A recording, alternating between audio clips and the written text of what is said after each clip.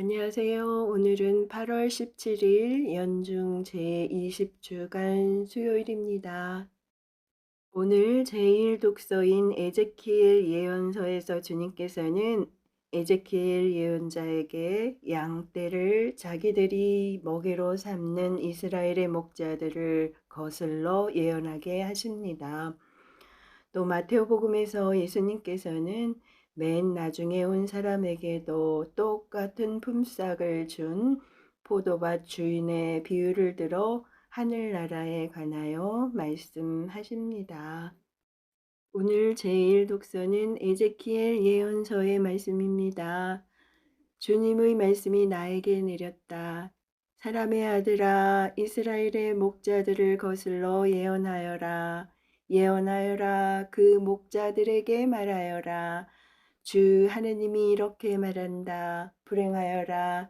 자기들만 먹는 이스라엘의 목자들, 양떼를 먹이는 것이 목자가 아니냐. 그런데 너희는 젖을 짜 먹고 양털로 옷을 해 입으며 살찐 놈을 잡아먹으면서 양떼는 먹이지 않는다. 너희는 약한 양들에게 원기를 북돋아 주지 않고 아픈 양을 고쳐주지 않았으며 부러진 양을 싸매주지 않고 흩어진 양을 도로 데려오지도 잃어버린 양을 찾아오지도 않았다. 오히려 그들을 폭력과 강압으로 다스렸다. 그들은 목자가 없어서 흩어져야 했다. 흩어진 채 온갖 들짐승의 먹이가 되었다. 산마다 높은 언덕마다 내 양떼가 길을 잃고 헤매었다. 내 양떼가 온 세상에 흩어졌는데 찾아보는 자도 없고 찾아오는 자도 없다. 그러므로 목자들아 주님의 말을 들어라.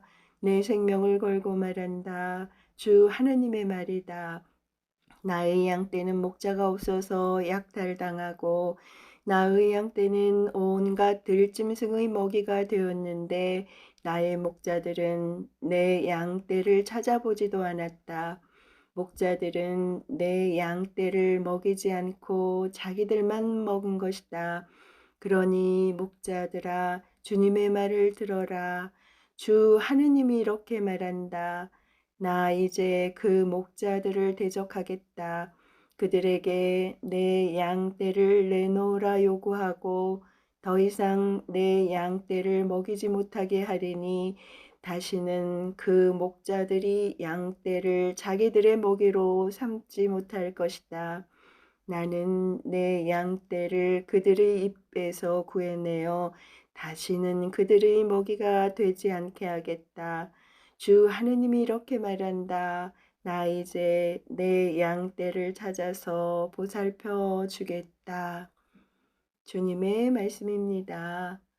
하느님 감사합니다. 이어서 마테오 복음입니다. 그때 예수님께서 제자들에게 이런 비유를 들어 말씀하셨다. 하늘나라는 자기 포도밭에서 일할 일꾼들을 사려고 이른 아침에 집을 나선 밭 임자와 같다. 그는 일꾼들과 하루 한 데나리온으로 합의하고 그들을 자기 포도밭으로 보냈다.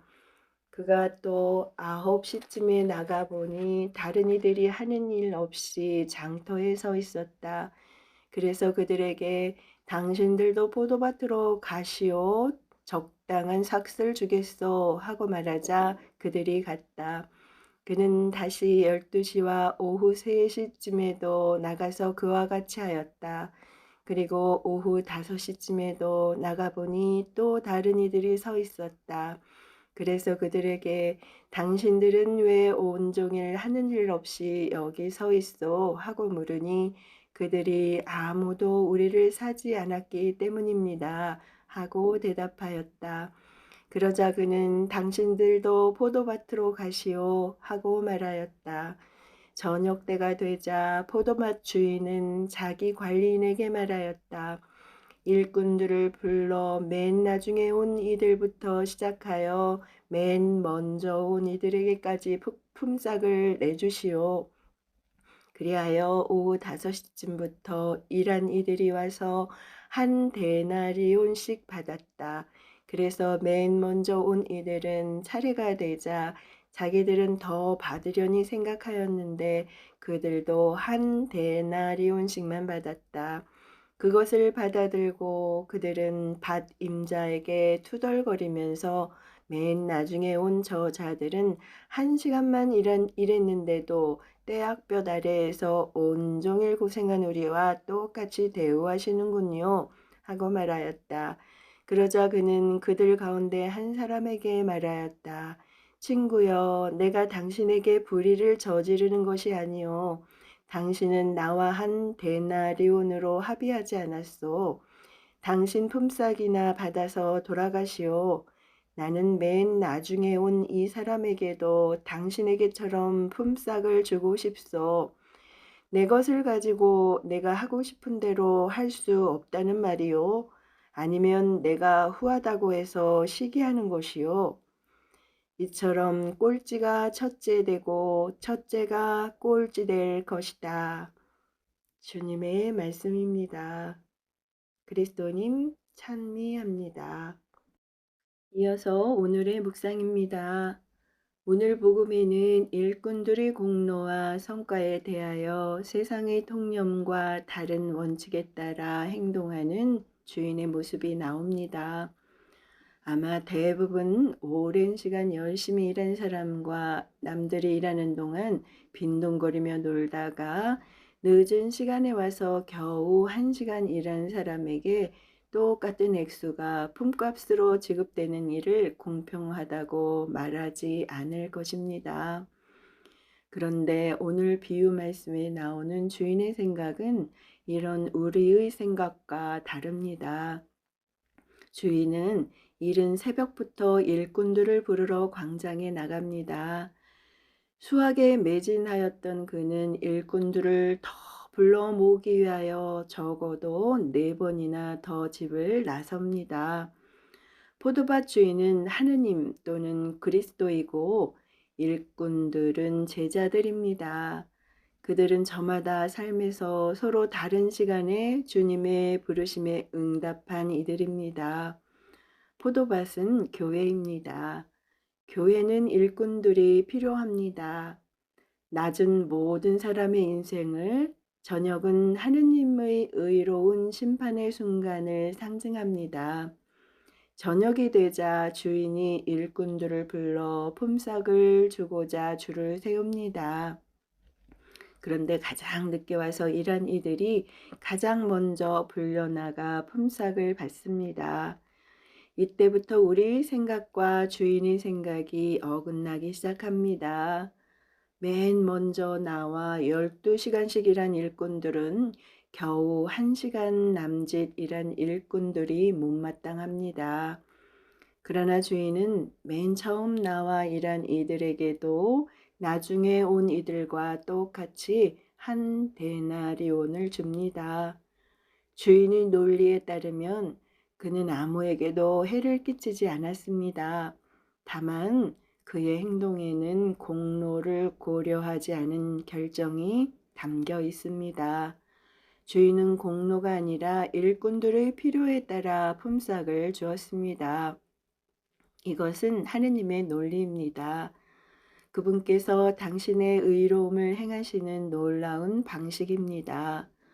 우리는 공로의 종교, 보상의 종교에 익숙한 나머지 하느님의 사랑을 인간의 선행이라는 토대 위에 세워두고 평가하기 일쑤입니다. 그러나 하느님께서는 사람이 보상을 받기에 합당하다고 여기는 공로에 따라 지불하지 않으십니다. 그 어떤 사람도 하느님 앞에서 자기 공로를 내세워 축복을 받기에 합당하다고 말할 수 없습니다. 주님이 포도밭에 일찍부터 와서 일하는 사람은 복됩니다. 그들은 수고하며 땀도 많이 흘렸지만 주님의 말씀을 들으며 아침부터 저녁까지 주님과 함께 행복한 인생을 살았습니다. 그럼에도 우리 가운데 먼저 부름을 받고 응답한 이들은 맨 나중에 와서 품삯을 받은 이들을 보며 마음이 복잡해집니다. 그럴 때마다 우리는 마음을 가다듬어야 합니다. 하느님에게서 멀리 떨어져 사는 것이 기쁨이 될 수 있을까?